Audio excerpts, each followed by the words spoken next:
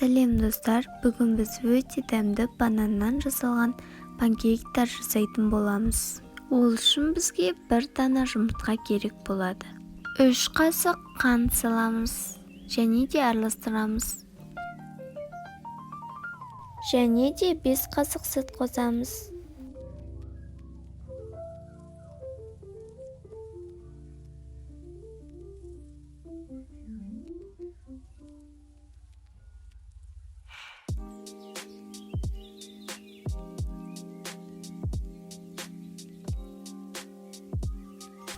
Төрт шай қасық сұйық май құямыз.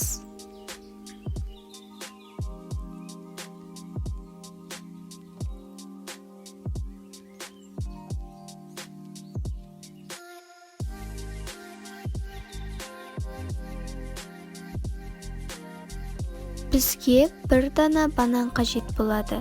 Бананымызды еземіз. Бананымызды жақсылап еземіз.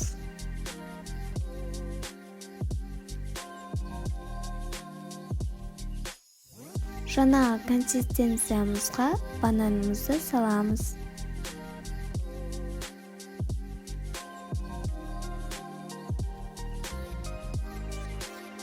Және де барлығын араластырамыз.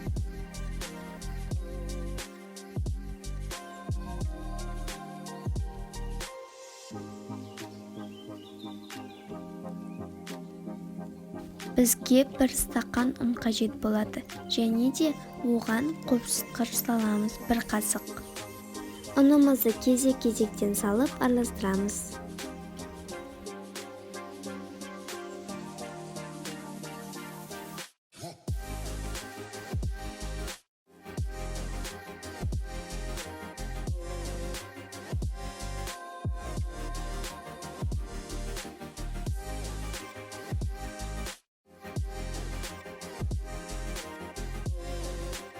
Орташа отта панкейктарымызды құйып аламыз, сосын барып панкейктарымыздың көпіршіктері шыққанда аударамыз.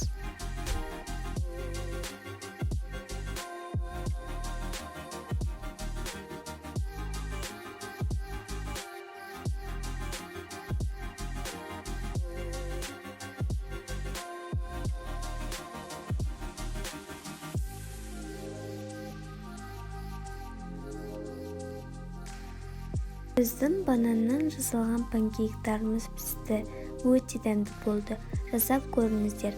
Және де менің инстаграм парақшама тіркелуді ұмытпаңыздар.